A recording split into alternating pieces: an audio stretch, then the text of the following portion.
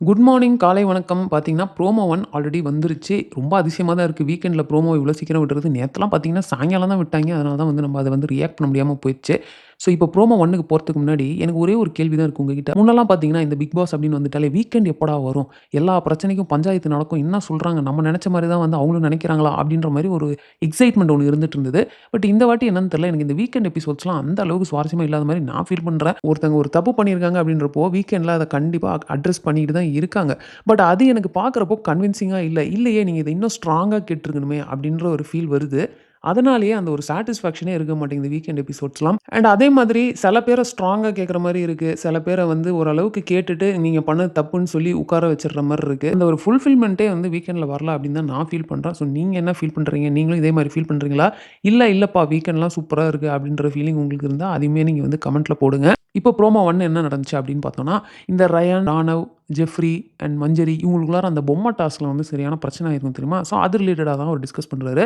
First ராணவ பார்த்து கேட்குறாரு, "நீ ஜெஃப்ரி அப்படி புடிச்சிருந்த தெரியுமா? அவன் வந்து எனக்கு வலிக்குது வேணாம் விடு அப்படின்னு சொன்னது உன் காதுல கேட்கலையா?" அப்படின்றாரு.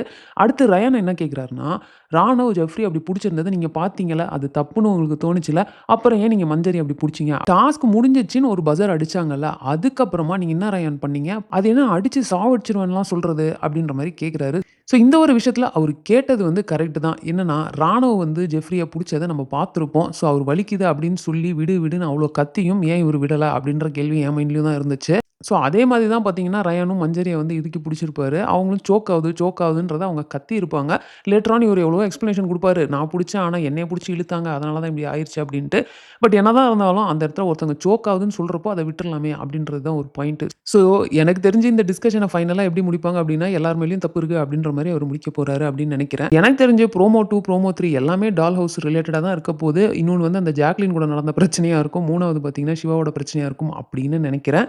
ஸோ நம்ம வெயிட் பண்ணி ப்ரோமோ 2, ப்ரோமோ 3 ரிவ்யூல மீட் பண்ணுவோம். ஸோ இந்த வீடியோ உங்களுக்கு பிடிச்சிருந்தா லைக் பண்ணுங்க. உங்க ஃப்ரெண்ட்ஸ் எல்லாத்தையுமே ஷேர் பண்ணுங்க.